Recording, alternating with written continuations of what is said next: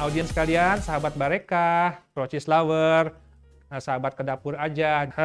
Saya akan masuk ke acara yang mungkin juga sudah banyak yang penasaran dengan narasumber kedua. Saya juga jujur aja penasaran ya, karena ini dapat kesempatan dari Procis untuk bisa menghadirkan narasumber yang bisa menjadi teladan bagi kita semua.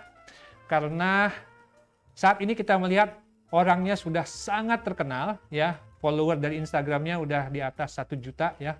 Sebentar lagi menuju ke angka 2 juta kayaknya, atau jangan-jangan sudah tercapai 2 juta hari ini. Saya sendiri nggak pernah bermimpi bagaimana punya follower Instagram jutaan ya, tapi ibu ini sudah mendapatkannya. Tapi itu semua tidak didapatkan dari hasil yang singkat, semua ternyata dilalui dengan berbagai hal yang ternyata tidak mudah ya, banyak kekecewaan yang juga sudah dialaminya ya.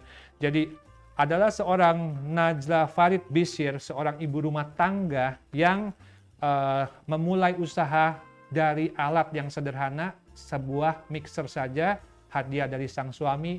Dia membuat kue yang namanya cinnamon roll untuk ditawarkan kepada teman-temannya untuk dicoba dicicipi dan dijual ya. Dan tidak disangka mereka suka, teman-temannya ya. Dengan itu dia ada keyakinan diri untuk mulai memproduksi produk-produk yang lain dan akhirnya dijual lebih banyak ya. Ketika sosial media begitu luar biasa membantu banyak pelaku usaha dalam meningkatkan usahanya ya, Ibu Najla juga ikut mendapatkan momen yang baik untuk meningkatkan usahanya ya. Bittersweet by Najla adalah brand yang dipilih oleh Ibu Najla untuk, atau biasa saya dipanggil juga Ibu Ala ya, untuk menjadi brand yang akan menopang usahanya. Dan sekarang ini usahanya sudah mencapai menurut saya tahap yang sangat membanggakan ya. Kalau kesuksesan pasti tidak akan ada puasnya, tapi Ibu Ala terus akan berusaha secara maksimal mungkin bagaimana memuaskan pelanggannya. Nah, kita akan cari tahu bagaimana seorang Ibu Ala mengelola bisnisnya Bittersweet by Najla dalam wawancara berikut ini. Halo Bu Ala. Selamat siang Bu. Hai. Halo Pak Petrus. Halo Bu, terima kasih Bu Ala, cantik sekali Bu, sudah berkenan hadir lagi dengan tampilan yang memang kita tunggu-tunggu live-nya Bu, bukan hanya di Instagram. Iya, senang banget aku juga diundang di sini. Thank you for invite me. Thank you buat semua. Ya Bu, kita yang berterima kasih Bu Ala menyediakan waktunya yang berharga, dan nanti tentunya kita juga ingin ya belajar banyak dari Ibu Ala bagaimana sih mengelola bisnis pastry ya. Terutama kita sudah hampir 2 tahun ini mengalami masa pandemi ya Bu ya.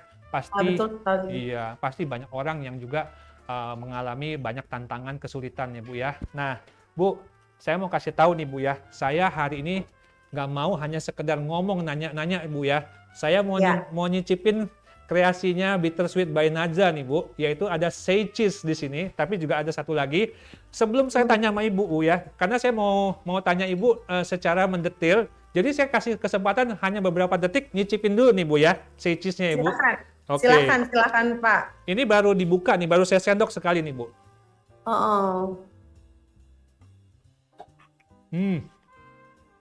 Waduh Bu, ini nanti selesai ini saya nggak akan kasih orang lain nih Bu, hanya buat saya sendiri nih, 1 kotak ini. Enak Bu, lembut, cheese-nya berasa ya. Taste-nya itu kayaknya apa ya, untuk orang Indonesia itu ya, orang Indonesia banget lah taste-nya ya. Oke banget Bu, jadi tidak enek gitu loh Bu. Ya. Selamat Bu atas kreasi-kreasi Bu Najla. Terima kasih. Bu, kalau mengenai apa yang ada terjadi pada Bittersweet by Najla sekarang ini, mungkin orang bisa ikutin lah ya bagaimana kesuksesan Ibu yang Ibu hadirkan di dalam Instagramnya Ibu ya. Mereka pasti lihat lah ya karya-karya Ibu yang fenomenal di Bittersweet by Najla. Saya mau sedikit mulai dari awal dulu Bu ya, mungkin banyak orang yang belum tahu, belum paham ya Bu ya. Ibu, kenapa sih dari sekian banyak ide pilihan bagaimana orang masuk terjun ke dunia bisnis, kok pilih yang susah yaitu bikin produk pastry Bu? Kenapa Bu Ala? Iya, jadi memang aku senang banget di dapur karena aku punya background keluarga yang memang suka di dapur. Aku ke-influence dari nenek aku sendiri sebenarnya, Pak Petrus. Oke. Jadi dari kecil aku memang dididik untuk bisa di dapur. Jadi masih kolot gitu ya pemikirannya zaman dulu. Jadi anak perempuan itu harus bisa di dapur gitu. Dan itu tertanam banget di otak aku dan memang jadi passionate gitu buat aku. Jadi passion banget. Aku happy banget kalau lagi di dapur. Oke. Nah, kebetulan secara akademis juga pas sekolah akademis aku baik sekali. Alhamdulillah ya. Iya, Bu. Jadi pas sekolah dulu tuh aku selalu ranking 1. Kalau aku ranking 2 aja tuh aku pasti nangis gitu. Jadi aku tuh emang terbiasa untuk mencapai sesuatu gitu, bekerja keras untuk mencapai sesuatu gitu. Nah, setelah aku menikah dan memiliki 3 orang anak, jadi aku beranak pinak dulu pokoknya. Aku hamil, melahirkan, dan yang ketiga hamil melahirkan. Aku ngerasa itu titik balik aku gitu. Aku ngerasa kayak kok kayaknya hidup aku nih nggak ada pencapaian apa-apa gitu.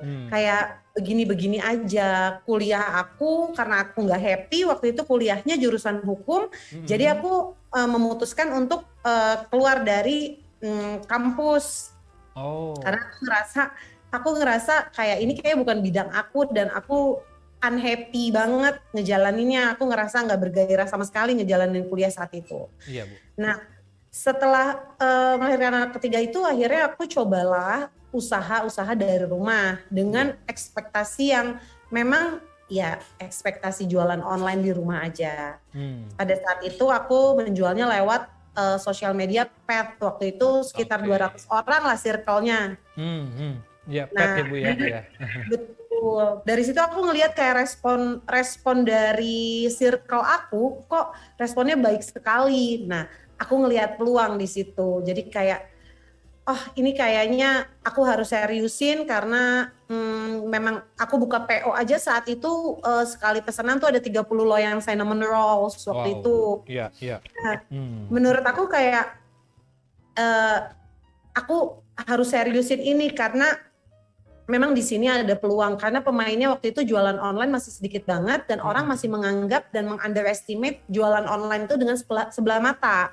Untungnya masih underdog banget, masih belum ada orang-orang yang merasa aku itu sebagai ancaman. Jadi aku waktu saat itu masih berjalan dengan sangat santai, dengan sangat organik, dengan sangat ringan gitu. Tahun berapa itu, Bu Ala? Itu tahun 2016. Tahun 2016 ya. Berarti bukan periode yang terlalu lama juga sebenarnya, tapi paling nggak itu suatu momen yang Ibu rasakan, itulah titik yang utama pertama kali Ibu mengapa memilih ini ya, Bu ya. Betul. Basicnya, Bu, kalau saya lihat, satu, memang Ibu sudah senang di dapur, karena di keluarga sudah dibiasakan ya, Bu ya. Kedua, di sekolah, karena itu waktu masih sekolah, Ibu selalu mau mencari yang terbaik, memberikan yang terbaik ya, Bu ya. Kalau akademis, Ibu mau yang terbaik. Berarti artinya nanti di bisnis pun Ibu selalu mau memberikan yang terbaik juga nih. Ya. Yang ketiga adalah bahwa Ibu melihat di kuliahnya hukum itu bukanlah pilihan hati Ibu. Ibu berani sekali memutuskan untuk drop out karena banyak orang nggak berani, Bu, untuk drop out, Bu. Takut dimarahin orang tua atau takut dianggap gagal dalam hidupnya karena drop out dari kuliah, tapi Ibu memberanikan diri karena itu bukan pilihan hati Ibu ya, Bu ya. Betul, itu pilihan orang tua saat itu karena orang tua saya pengen saya jadi notaris waktu itu. Karena mereka bilang kalau misalnya saat itu jualan online itu nggak ada uangnya, dia bilang, ngapain kamu kuliah keluar malah kamu jualan online kue, mau jadi apa gitu. Kayak aku sampai sempat dipanggil sama keluarga besar saat waktu awal-awal jualan, aku kalau ada acara keluarga besar disebutnya si tukang kue. Itu bukan titel yang membanggakan ya, Bu ya, disebut tukang kue itu ya? Bukan.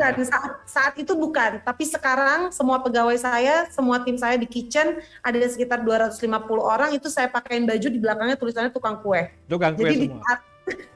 Di saat keluarga saya datang lihat itu dulu yang ngomong tukang kue, sekarang gue punya ratusan tukang kue. Iya. Jadi semua tukang kue tuh di mana-mana tuh ya. Kalau sekarang masuk ke tempatnya lingkungannya Bu Ala tuh ya. Oke. Betul. Ya. Pasti mereka sekarang ini sudah memikirkan hal yang berbeda ya, karena Ibu sudah bisa membuktikan bahwa seorang tukang kue adalah suatu hal yang bisa memberikan kebanggaan juga ya bagi keluarga ya, Bu ya. Oke. Bu, Tadi Ibu bilang kalau produk pertama yang Ibu jual di PET itu cinnamon roll ya Bu ya? Betul. Cinnamon roll ya. Berarti waktu itu ide mengenai dessert box itu belum ada ya Bu? Ide mengenai dessert box itu belum ada sama sekali waktu itu. Saya itu habis jualan cinnamon rolls itu saya alhamdulillah mendapatkan uang. Nah, uang itu saya kumpulkan buat beli equipment kitchen karena memang saat itu mahal buat saya ya, gitu, oven bag apa semua. Dan saya ambil kelas-kelas ke Singapura dan Malaysia saat itu. Itu yang membuka otak saya waktu itu saat itu untuk balik ke Indonesia. Emang aku belajar spesialisasi cake, tapi itu kursus-kursus singkat, bukan kayak sekolah yang berbulan-bulan atau tahun, enggak. Kursus-kursus singkat aja. Jadi kalau ada chef datang dari luar, dia chef itu nggak ke Indonesia, chef itu cuma ke Singapura, ya aku kejar ke Singapura gitu. Aku belajar gitu. Aku memantaskan diri aku untuk bisa gitu. Berarti apa yang Ibu bikin sekarang ini juga sudah melalui proses belajar, pengorbanan waktu, tenaga dan juga biaya ke luar negeri untuk membayar ilmu dari yang guru-guru yang juga internasional ya Bu ya. Betul sekali. Ya, Ibu investasikan benar-benar dana dan waktu Ibu ke sana juga ya. Betul. Oke. Bu, ketika Ibu sudah mulai terjun dalam bisnis kecil-kecilan tadi, walaupun serius ya, tadi Ibu bilang dengan PET yang ada di kisaran 200 orang itu sampai 60 loyang itu juga, tapi kan kalau dibandingkan dengan apa yang sudah Ibu capai sekarang mungkin itu terasa kecil ya Bu ya. Nah, apa sih sebenarnya tantangan Ibu ketika dari 60 loyang itu menjadi sekarang besar itu, yang Ibu hadapin itu tantangannya apa Bu? Tantangannya sebetulnya banyak banget ya. Saat itu saat awal-awal itu aku sempat mengalami di titik paling bawah juga sih Pak Petrus sebetulnya. Aku ngerasa aku bener-bener nggak punya waktu buat anak aku sama sekali, sedangkan anak aku itu masih kecil-kecil dan masih butuh banget perhatian aku. Nah, saat itu bisnis aku lagi running, aku tahu bisnis aku berkembang sangat pesat dan juga tapi anak-anak aku terbengkalai gitu. Nah, itu adalah mungkin suatu pengorbanan aku saat itu gitu. Dan aku sempat juga memutuskan kayaknya aku udah menyerah gitu untuk bisnis ini karena aku nggak kuat dengan tekanannya dan lain-lain saat itu. Aku sampai udah telepon mertua aku telepon mama aku gitu. Makanya Allah nggak kuat deh, Allah nggak sanggup kerja dari jam 7 pagi sampai jam 11 malam gitu dan lain-lain. Sampai aku tuh pernah ada di satu titik aku sampai transfusi darah karena aku kecapean banget saat itu. Sampai begitu juga ya Bu ya? Sampai begitu juga, aku sampai transfusi darah karena darah aku drop banget. Nah, dari situ aku mulai ngobrol sama keluarga, aku minta dukungan dari mereka untuk mensupport aku, dan akhirnya kita bentuklah teamwork yang bisa membuat aku tetap nyaman bekerja dan semua urusan keluarga aku juga terhandle dengan baik, gitu. Ya. Berarti apa yang Ibu capai sekarang ini kalau orang lihat itu semuanya nampak indah, itu bukan melalui pengorbanan ya Bu ya, itu semuanya melalui pengorbanan yang besar, di mana waktu untuk keluarga menjadi berkurang ya Bu, dan itu sempat membuat Ibu sangat galau ya Bu ya. Sangat galau, sangat drop, dan itu berdarah-darah beneran sampai transfusi darah. Ya, kalau dibilang berdarah-darah bukan kiasan, itu benar-benar asli itu Bu ya. Darah beneran sampai transfusi waktu itu. Transfusi darah. Gitu. Oke, ya Bu. Jadi pesannya kepada kita punya audiens hari ini ya Bu, yang ada ratusan banyaknya audiens kita hari ini. Terima kasih karena Bu Ala hadir, yang daftar hari ini sampai di atas 800 orang. Pastinya karena ngantri yang mau belajar ilmu sama Bu Ala nih, belajar ilmu bisnis. Terima kasih yang udah pada daftar. Ya. Itu ingat bahwa usaha yang mau sukses memerlukan pengorbanan. Semakin sukses, semakin besar pengorbanannya. Ya, dan pada saat titik itu Anda akan memutuskan apakah mau terus atau mau menyerah. Ya. Dan oleh seorang Ala, dia tidak mau menyerah, diputuskan walaupun sudah mengalami transfusi darah dan juga galau, ya sudah ngomong ke sana kemari kepada keluarga bahwa mau nyerah saja, tapi akhirnya tidak nyerah. Dan kita lihat hasil ini apa yang diukir oleh seorang Najlah di Bittersweet by Najlah. Bu, thank you Bu udah sharing hal-hal yang jadi orang nggak boleh lihat yang indah-indahnya aja. Di balik keindahan itu sudah banyak pengorbanan yang darah-darah itu tadi Bu. Oke. Nah, kalau sekarang Bu, yang dessert box itu sendiri akhirnya kapan keluarnya Bu? Dessert box itu? Jadi, Dessert Box itu lahir di awal 2017. Oke. Lahir di awal 2017 karena memang aku kan ibu rumah tangga ya Pak Petrus. Jadi aku tuh berpikir, dan aku kebetulan belajar, memang aku passionnya di cake gitu. Aku lebih passion di cake daripada di roti dan lain-lain gitu ya. Aku lebih fokuskan untuk belajar-belajar di cake. Iya. Nah, dari situ aku melihat ada kebutuhan, Iya. ada kebutuhan masyarakat yang harus aku selesaikan gitu. Ada problem yang ada sebetulnya di masalah penyimpanan. Nah, itulah yang aku pecahkan dan yang aku bikin jadi solusi di Bittersweet by Najla ini. Nah, karena kita kan ibu rumah tangga gitu ya, kita kalau habis beli makanan biasa kita taruh di kotak kedap udara. Iya. Sedangkan kalau kita beli cake atau apa di luar, kadang-kadang kita taruh kulkas, besoknya kita makan, cake-nya udah nggak moisture lagi, udah kering. Dan Iya. kita udah males makannya. Nah, itu yang kita angkat di sini. Jadi cake-nya tetap rapi, tertutup rapat, moisture-nya dapet, kayak gitu. Itu yang membedakan kita, yang menjadi unique selling dari produk kita. Oke. Jadi dessert box ini hadir karena adanya keinginan untuk memecahkan suatu masalah, bagaimana kalau cake sudah dibeli orang itu ketika disimpan tidak menurun kualitasnya, Ibu ya. Betul, betul sekali. Ya, walaupun tidak rusak, tapi sudah berarti menurun kualitasnya. Betul, kualitasnya menurun. Ya, jadi ini memberikan solusi, satu buat nyimpen cake-nya sendiri, dua menjaga cake-nya untuk bisa tetap memberikan suatu kualitas yang tetap sama lah ketika dinikmati beberapa saat kemudian ya Bu ya. Betul, dan bentuknya juga tetap cantik. Gitu. Bentuknya tetap cantik. Dan pastinya ketika delivery, karena Ibu sekarang penjualannya luar biasa banyak online-nya, itu juga menjaga keamanan dari cake-nya ya Bu ya. Betul, betul sekali. Yes. Sangat aman. Sangat aman Bu.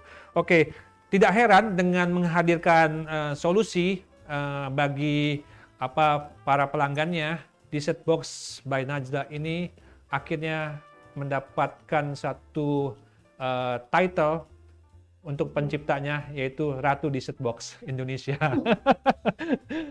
Selamat Bu. Aku malu loh ditulis Ratu Dessert Box. Aduh. Tapi ya, saya melihat gagasan awalnya adalah ketulusan untuk membantu orang bagaimana menikmati hasil buatan Ibu yang sudah dibeli orang dengan mahal. Maksudnya mahal itu artinya pengorbanannya ya Bu ya, untuk menikmati itu yang terbaik jadinya. Jadi tidak sia-sia ya Bu ya. Ya, betul sekali. Oke, nah sekali lagi saya mau tanya sebelum saya lempar pertanyaan kepada para peserta, Bu, say cheese ini nih Bu, say cheese ya Bu ya, yang tadi saya nikmatin itu Bu. Salah satu, katanya ini salah satu primadona juga ya Bu ya, di Bittersweet ya Bu. Betul, salah satu bestseller kita, Satu bestseller ya Bu. Ibu ada bisa ceritakan sesuatu kepada audiens nanti apa yang Ibu mau tunjukkan di dalam say cheese ini, bagaimana say cheese ini hadir ya, dan nanti saya mau tanya mengenai keju Proces spready yang dipakai di say cheese. Bisa Ibu jelaskan dulu Bu awalnya ini say cheese Bu. Jadi gini, aku mau orang-orang yang makan cake aku tuh memberikan rasa happiness, memberikan rasa bahagia, memberikan rasa nyaman gitu. Makanya kenapa kita berikan namanya itu say cheese. Nah, kita dalam proses launching produk say cheese ini, kita membuat suatu campaign. Campaignnya itu adalah untuk kita selalu tersenyum, selalu bahagia setelah makan si say cheese ini. Aku mau sharing sedikit, ada video campaign kita, mungkin bisa jadi gambaran buat yang nonton di sini. Silakan Bu. Share ya. Iya Bu, silakan Bu.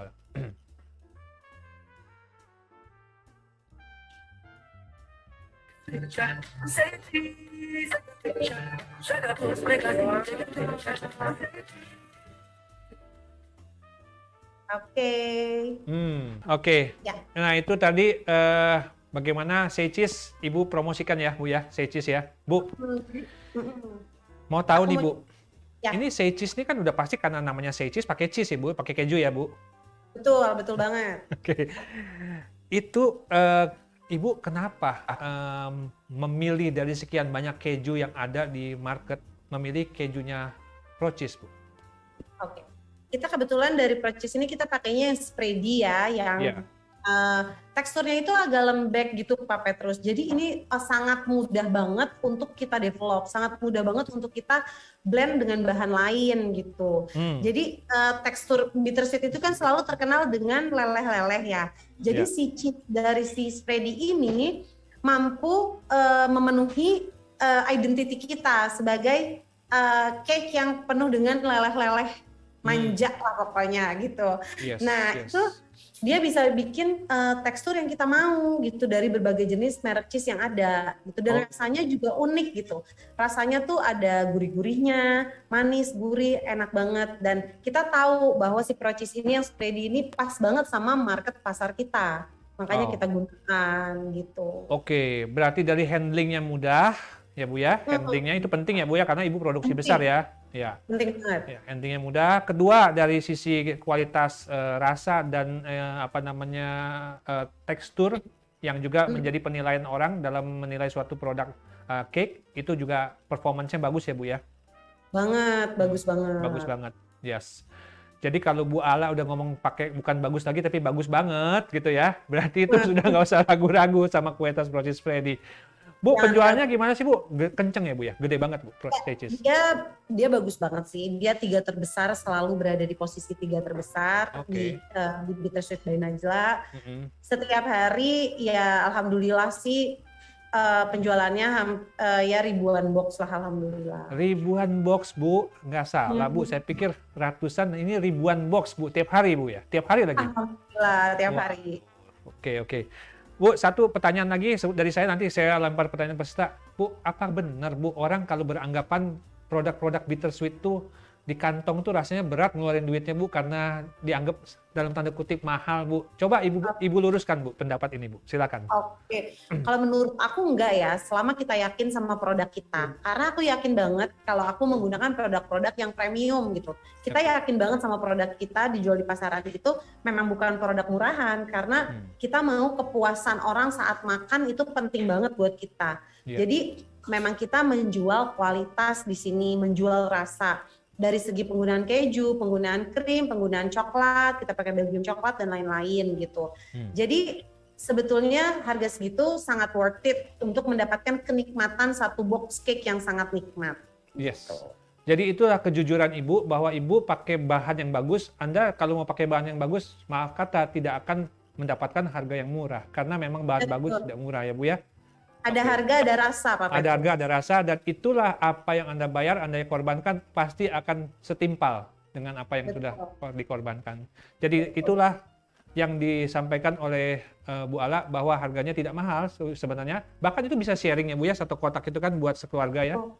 Betul, itu sharing. Kalau nggak buat self reward, setiap hari kita taruh di kulkas, setiap hari kita sendok satu buat menyamankan menyamankan itu kan perasaan. Coklat atau cheese bisa bikin happy gitu. Yes. Bikin mood kita lagi yang tadinya kurang happy menjadi happy ya Bu ya, dengan say cheese. Betul. Oke, baik Bu Ala, terima kasih banget itu luar biasa kasih penjelasan-penjelasan yang membuat orang jadi memahami sekarang ini bagaimana seorang Ala dalam menjalankan bisnisnya. Kejujuran adalah yang paling penting dan punya passion di sana. Bu, kita lempar ya Bu pertanyaan dari peserta ya kepada Ibu Ala. Boleh. Ya. Oke. Boleh. Ini udah ribuan juga Bu penanya, bukan ribuan box saja yang terjual, tapi ribuan pertanyaan udah masuk juga. Thank you. Oke. Pertanyaan pertama, selamat siang, saya Piko dari Jakarta, Bu Ala. Ada 4 topik. Waduh, 4 topik nanyanya sekaligus. Tapi saya ringkas dulu ya. Target catat ya, takut lupa. Baik Bu. Saya tanya satu, Ibu jawab satu, nanti sampai jadi Ibu nggak lupa yang pertama ketika saya baca yang keempat. Oke Bu Ala ya? Siap. Saya bikin gampang aja. Oke. Nomor 1, target pasarnya siapa Bu? Oke, target pasar kita milenial. Milenial. Apakah ada toko offline-nya? Toko offline-nya banyak. Kita udah ada 12 outlet yang siap, tapi kita lagi mau opening di Surabaya bulan depan. Berapa perbandingan kira-kira secara kasar saja antara penjualan lewat online dan offline, Bu? Online menguasai 75%. Online 75%. Baik. Nah, untuk mendukung kegiatan pemasaran apa, Bu? Aktivitasnya? Pastinya sosial media, terus juga ads, endorsement bisa sama konten yang ada di sosial media kalau kita. Ini tanyanya 4 Bu, tapi sebenarnya dalam satu pertanyaan ada 4 lagi Bu, jadinya kayaknya nggak 4. Pak Piko ini rupanya udah pengen gali banyak Bu. Mudah-mudahan bukan calon kompetitor Ibu ke depannya nih Bu. Oke, itu pertanyaan berikutnya lagi Bu, bagaimana nentuin harga jual Bu? Nentuin harga jual sebetulnya kalau aku emang ada rumusnya sendiri ya. Gimana ya ngejelasinnya di sini, kalau kita emang ada rumus, kita hitung dari modal dari memang si produknya, terus biaya operasional, biaya pegawai, biaya listrik dan lain-lain kayak gitu. Biasa dari harga modal kita naikin sekitar 30-40%. Oke, baik. Berarti itu semua sebenarnya apa yang dibeli sama Ibu, tadi Ibu udah ngomong di awal, saya sekarang Ibu dengar ngomong 30-40%. Sebenarnya dalam bisnis PC 30-40% itu bukan angka yang untungnya besar sekali. Ibu betul. ambil angka yang wajar kok. 200%. Yes, ya. Oke, berikutnya. Ini boleh dijawab, boleh enggak, karena saya tahu tidak setiap orang berkenan menjawabnya. Omsetnya berapa Bu dalam 1-2 tahun belakangan ini? Takut tanya omset. Iya, jangan nanya omset, please tanya yang lain aja deh gitu ya. Oke, nah kemudian setelah itu pertanyaan keempat ya, setelah menjadi terkenal seperti sekarang Ibu udah begitu dikenal, followernya luar biasa banyak, apakah Ibu masih tetap memerlukan endorser, artis, influencer, food blogger dan lain sebagainya Bu? Oke. Kalau bicara soal itu sebetulnya masih, karena mereka adalah partner kita semua gitu ya. Kita cuman maksudnya gini, kadang-kadang untuk online shop baru ini ada salah pemahaman menurut aku. Jadi kalau kadang-kadang ada yang memang endorse artis itu pilih satu artis, bayar dan membayangkannya besoknya tuh bakal balik modal. Dan kalau misalnya endorse itu nggak berjalan dengan sempurna, mereka kecewa gitu. Nah sebetulnya kalau endorse itu memang gambling ya. Aku kasih tahu buat online shop ataupun yang bisnis di sini, endorsement itu sangat gambling karena kita nggak pernah tahu engagement si artis tersebut saat kita mengendorse mereka gitu. Nah jadi memang yang penting adalah di sini adalah brand awareness. Jadi nama kita atau nama brand kita ada terus di halayak orang sosial media gitu, teringat terus gitu. Tadi kayaknya itu bittersweet deh. Tadi kayaknya itu minimal ada. Jadi di saat dia mulai mau beli cake atau apa, nanti ingetnya sama kita. Jadi nggak instan balik modalnya kalau endorsement.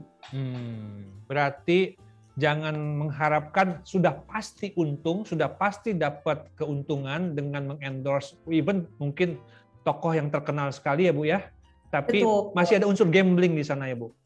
Betul, unsur gambling pasti ada, tapi pokoknya biar kita hatinya lapang gitu untuk brand awareness aja. Baik. Fokusnya di brand awareness. Yes, jadi brand awareness dulu lah yang menjadi minimal itu paling nggak udah dicapai lah, jangan ngarepin bahwa langsung berdampak ke penjualan ya Bu ya? Betul, kalau berdampak ya syukur, berarti rezeki kita. Yes. Karena brand awareness juga kalau nanti akhirnya itu orang juga suka salah sih Bu. Padahal brand itu kan punya equity juga, punya nilai juga kan yang tinggi juga bagi kita, bagi bisnis kita. Ada value-nya juga. Oke. Baik, karena pertanyaannya banyak saya agak cepat ya Bu ya. Saya tanya berikutnya dari Kartika Tangerang nih. Halo Kak Najla, saya ingin tanya nomor 1, bagaimana sih numbuhin rasa percaya diri saat awal-awal buka usaha? Kalau aku memang orangnya jujur percaya diri sih, gitu.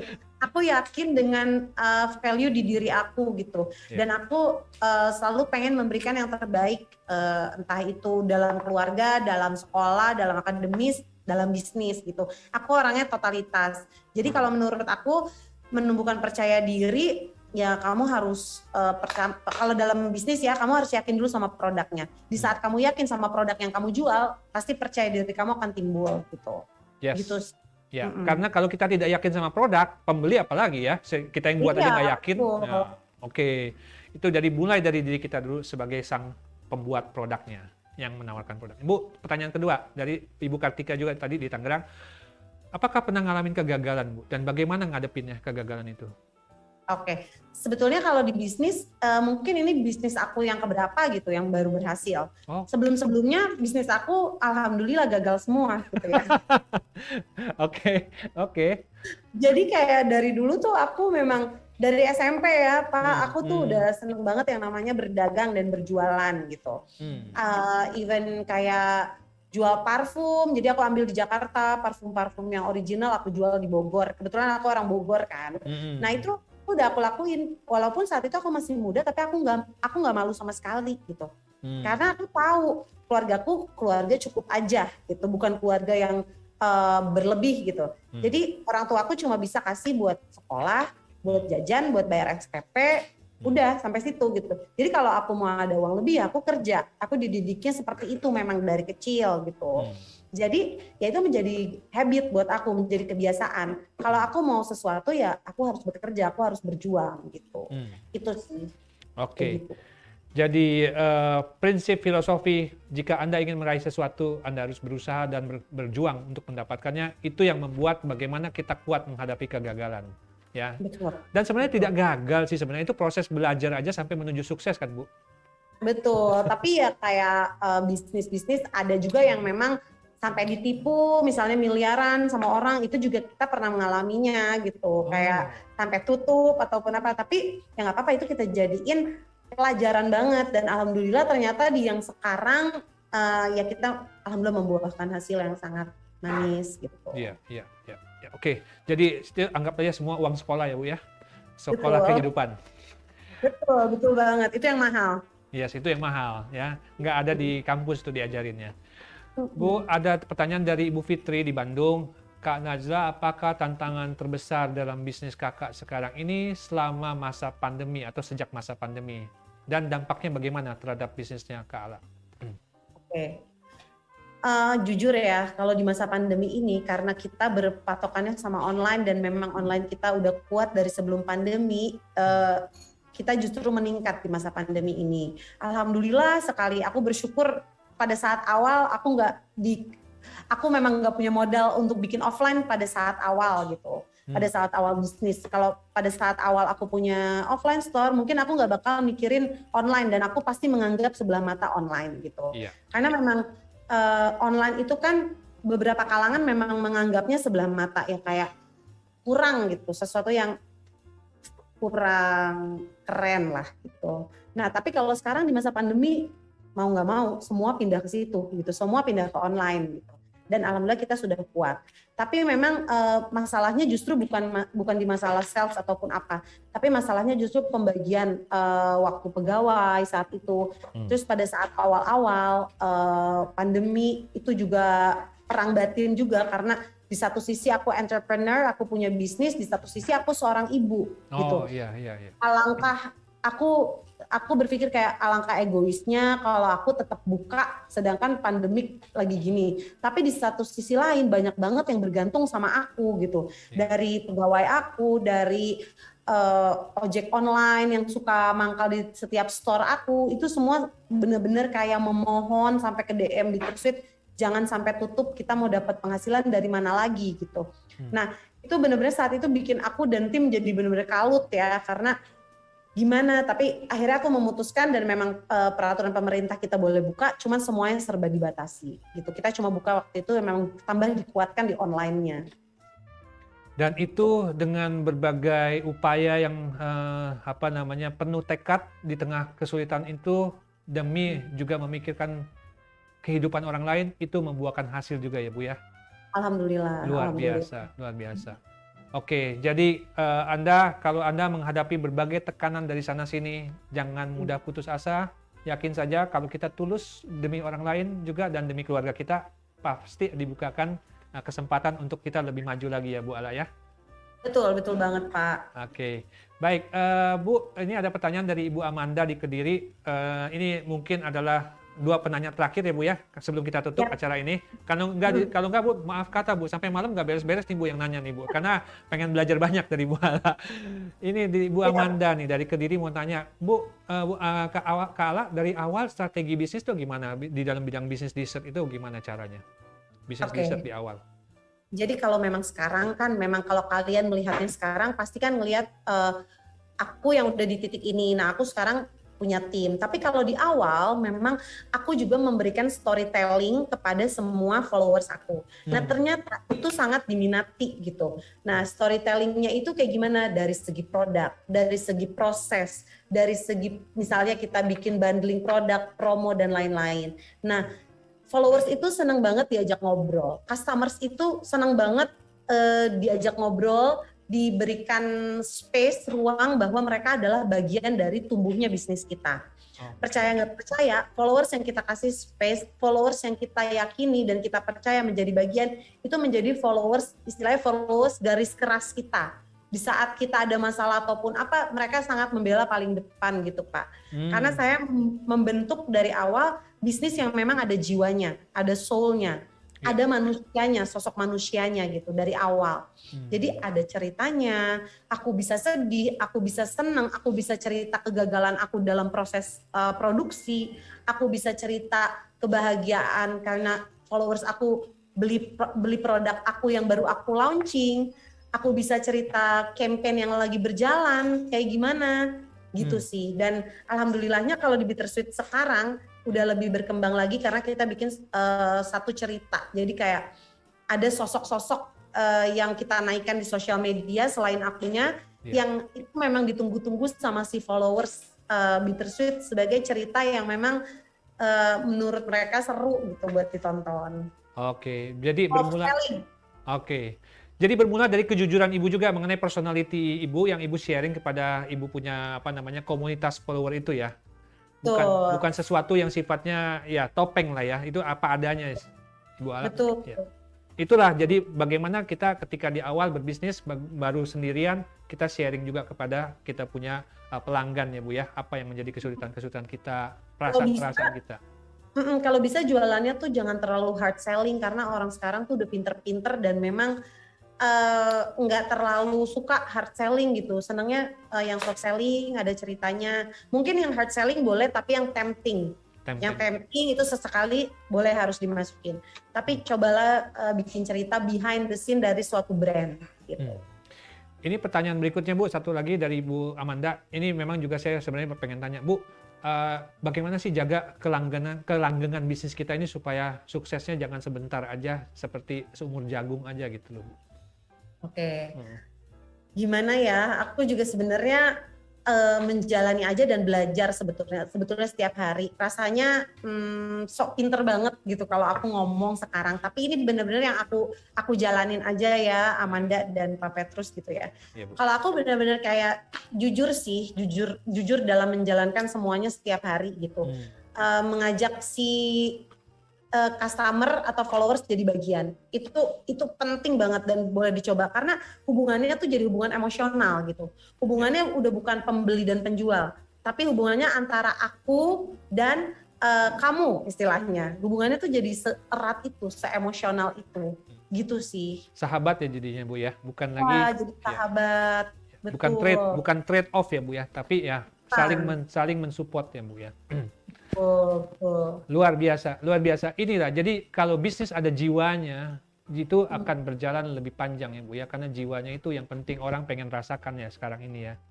Apalagi kan online Bu, tidak fisikal ya Bu ya, kita tidak fisikal bertemu secara langsung. Katakan kalau toko fisik kan ketemu pelayannya judes atau ramah. Kalau ini kan enggak, semuanya online ya. Oke. Baik, Bu, ada terakhir nih ya penanyaan yang kita akan sampaikan sebelum kita tutup acara ini.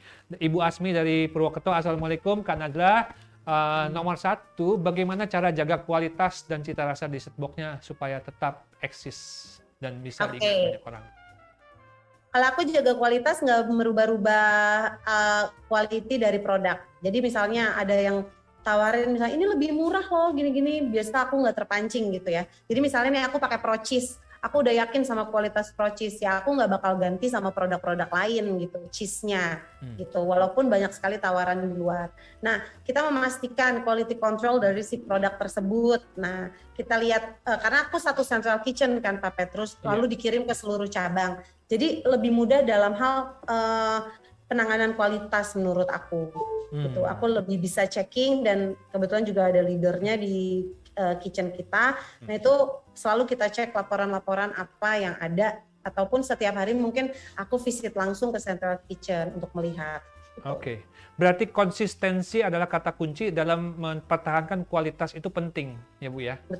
Betul banget. Dan harus punya quality control, jangan langsung bikin-bikin begitu aja, tapi tetap harus dilakukan QC Bu ya. Betul sekali. Nomor 2, bisa dapat inspirasinya dari mana Bu kalau keluar ide-ide baru di menu dessert box itu? Sebetulnya tuh banyak banget, kalau inspirasi tuh banyak banget. Aku cerita aja satu ya, inspirasi aku waktu itu boba belum hype di Indonesia waktu itu, belum kayak sekarang kan hype banget. Iya. Nah, waktu itu 2018 awal kayaknya aku liburan ke Hong Kong sama anak-anak aku. Aku ngeliat ada antrian panjang banget di satu jalanan gitu. Aku tanya, ini apa? Waktu itu ada salah satu merek boba yang memang lagi hype banget gitu. Tiger Sugar namanya, pasti tahu lah. Tahu. Nah, itu lagi hype banget kan, itu ngantri banget. Nah, akhirnya anak-anak aku beli. Nah, aku cobain kayak, oh ini enak ya begini-begini. Nah, sampai Indonesia, aku langsung develop dan aku coba bikin boba dessert box. Nah, setelah itu aku langsung pasarkan dan alhamdulillahnya saat itu booming banget gitu. Nah, biasa sih aku dapat dari traveling, lihat-lihat di YouTube. Kalau sekarang paling ya lihat-lihat di YouTube, lihat yang lagi hype apa gitu-gitu sih. Kalau sekarang dulu traveling sih paling banyak dapat ide. Yes, jadi intinya membuka diri, membuka segala hal yang akan bisa kita jadikan inspirasi, dan juga jangan takut untuk mencoba ya Bu ya. Betul, jangan pernah takut untuk mencoba. Baik, wah saya bersyukur banget. Saya banyak dapat ilmu dari Bu Ala nih, luar biasa ya. Dan juga saya yakin ratusan pengikut yang mengikuti acara ini juga sama mendapatkan ilmu yang bagus banget untuk bisa mereka terapkan dalam kehidupan mereka sehari-hari, Bu. Dan semangat yang Ibu tularkan lewat acara ini mudah-mudahan bisa menjadi bahan untuk mereka lebih semangat lagi dalam menjalani bisnis mereka ya Bu Ala ya. Semangat semuanya. Oke, ikuti terus acara Sukses Bersama Procis yang hadir tiap bulan. Nanti akan hadir lagi di minggu ketiga bulan Oktober, acara yang sama ya. Kita akan hadirkan juga narasumber-narasumber yang hebat seperti Bu Ala ya, yang bisa memberikan kita kesempatan untuk bisa belajar dan memberikan kita semangat. Please juga isi kuesionernya mengenai bagaimana kualitas acara kami supaya kami bisa lebih maju lagi. Dan kita sama-sama mendoakan Bittersweet by Najla semakin sukses, Bu Ala sekeluarga sehat ya Bu ya, sehat walafiat selalu ya. Amin, pakai terus dan Chef Taklis juga aku doakan makin maju makin sehat. Amin. Amin. Makasih Bu. Chef Taklis juga sehat selalu, sukses. Kami pamit, sampai jumpa di acara berikutnya bersama Procis. Say cheese. Say cheese.